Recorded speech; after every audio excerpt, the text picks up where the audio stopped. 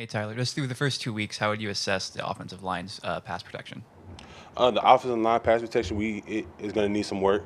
We've been focusing on pass protection a lot this offseason, but when you have an offensive line with three new starters, it's going to take some time to build that in-game chemistry. But we're definitely taking strides in the right direction. As far as the identity of this group, you guys talked all offseason about what you wanted it to be, but what would you assess it to be through the first two games? I would assess our identity as just. I feel like our identity is still the same. We're still finishing blocks whenever we're in the right position. But that's the thing. Whenever we're in the right position, whenever we play with the right technique, so our mindset of still being dominant, still being nasty, finishing blocks, that mindset is still there. We just have to add technique and what we learn in practice to that mindset. But our identity hasn't changed. We're still the same offensive line. We just have to back up all the stuff that we taught this offseason. We just got to prove it now. Yeah, on Saturday night, Coach Saban said that that game was a midterm, not the final. With the full season still ahead of you, how do you feel the mindset of the team is right now? The mindset of the team, we're pissed off. I'm not gonna lie. Who wants to lose at home, But there's only ever been two undefeated teams to win a national championship here at the University of Alabama, and all of our goals are still obtainable. We can still win the SEC West, we can still win the SEC, and get a college football playoff spot. So this was just a wake-up call for us, and we're all taking heed to what Coach is saying, and we understand that in order to be who we are, be who we need to be, in order to play at the Alabama standard, we have to execute. Yeah, touching on that, he said he expects this team to respond. He said he hasn't talked to you guys since Saturday. What does respond mean in your guys' eyes? In our eyes, to respond is to play to the Bama standard, and that's what we didn't do. We had a lot of opportunities to capitalize off of their mistakes, and that's what we didn't do, and that's not playing to the Bama standard. So a response from us is playing to the Bama standard. Hey, Tyler, you guys got called for an illegal man downfield as an offensive line group. When you have a scrambling quarterback like Jalen is, how difficult is that to be wary of trying to stay within the field of play so you don't get flagged for that while at the same time still being able to block downfield if he does tuck the ball and go? It's very difficult, and it's hard to be mad at Darian Dalcourt for that penalty, but it's a rule. But like you said, having a mobile quarterback like Jalen, you want to get downfield and get a block for him. So that's a rule that we just kind of have to live with. It's a part of the game, but that's who we are as an offensive line. We're going to go downfield and get blocks. We're going to finish plays. We're going to play through the whistle. So he did what any of us would have done. So we'll just learn from it and go for it. What do you say to a young guy like Caden who might have his head down after a rough start against an opponent like Texas? You're an 18-year-old playing in front of 100,000 people, playing against one of the most talented teams in the country. You're going to make mistakes, no matter when it is. And then I told him my story. I gave up a sack against Texas A&M last year, and I just took him through my mindset. And the thing that inspires me about Caden is he and I had that same mindset. After he had those bad plays, we talked it through. He was like, all right, next play, let's roll. And that's what kind of kept me going last year. And to see that out of him, to know where I am, and to know how my season ended up after giving up that sack against A&M after he had this kind of game, I'm very excited to see how he responds for the rest of the season because I see a lot of great things coming from him. The running backs combined had 63 yards on 20 carries. Just how does that compare to your expectations for that group and what you're trying to create for them entering the season? Obviously, that's not what we wanted to put out as an offensive line.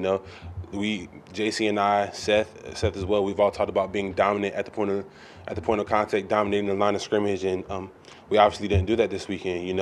So we just got to hone in on our technique, trust the running game, trust the running backs, and really come together with them and see what they're looking at as far as where they're hitting the hole, what's making them cut back, and just grow as a team. It's only week 2.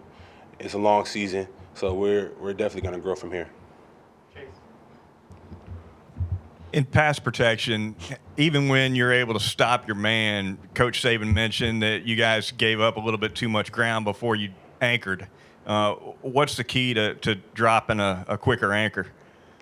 Texas, they brought a lot of games. So the reason why some of us were a little late to anchor down is because they'll probably have an NT game, TN game, EN game. So just when it comes to the team, you have things in the back of your head, but when it comes down to it, we got to anchor. We got to anchor soon, and no matter what that other team presents, we just have to do our job and stay true to our rules at the end of the day. You guys were able to run the ball fairly well in the first half. What changed, and then what can you guys do to improve the run game going against USF this weekend? I don't think anything really changed. We just have to carry. We started out hot. We just have to be able to carry that momentum into the second half. And we just have to trust in Coach Reese's play calling and trust in him, and just execute what he has set out. But as far as going into USF, we're going to go into that game plan meeting later, figure out what we need to do, figure out what they present, and just really practice better and pay more attention in practice to what they present and how we can take advantage of what they do. Excuse me, Tyler. What was the key? Or the Texas defensive line was very physical. What was the challenge, and how do you think you guys met their defensive line's physicality? I feel like we met their physicality. It's just towards the end of the game they started doing a lot of movement. So that was the thing that Coach Wolf pointed out to us. These guys are physical. They play low, so that's something that we focused on a lot this week. But we just have to be more consistent with that. Coach Saban said multiple times that the future is now. What do you think that means in terms of how this team needs to respond the rest of the season? As far as Coach Saban saying the future is now, we get compared to a lot of the older Bama teams, and it's just time has passed. Now, me saying that, we're still playing to the Bama standard. We still want to play the same way that those teams played, but it's just a different generation of guys, different group of guys. There's different things that we have to deal with as college athletes today. But regardless of that fact, we're still playing to the Bama standard. If the Bama standard is the goal week in and week out, those guys laid the groundwork. They laid the foundation of who we need to be as a team. And then us as being the future, we add our we adjust to that. But at the end of the day, it all reverts back to the standard. As someone right next to Seth, what do you tell him to kind of shake off those snaps, and then also just how much confidence do you have in him moving forward? I have the ultimate confidence in Seth. We all have bad plays. But it's all about how you respond.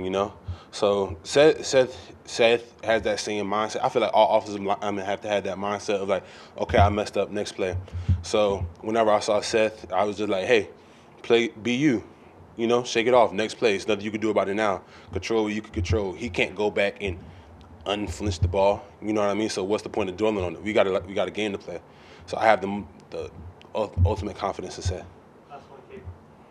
Kind of similar to that, Coach Saban said after the game that he didn't see Jalen having his head down after he made mistakes. Is that something you kind of saw him keeping his head up, and really the offense as a whole when mistakes were made? Is it confidence upper kind of guys putting their head down? Yeah, I mean that's what we love about Jalen. Through the mistakes that he made, he never put his head down. He was always there for us. He always had a smile on his face. Even down to the last drive, he was like, "I love where we are," because he still had that hope. He still had that drive, and he still had that fight. And that's what I'm most proud of about our offense. Although we didn't execute, we fought. Every guy. I'd like to give a shout out to the wide receivers because they showed up when they needed to. Give a big shout out to the tight ends because they blocked really well. We just have to be better together as a whole and just ultimately execute. And I'm excited to see how we grow the rest of this season as an offense. Thank you, y'all guys. Have a great day.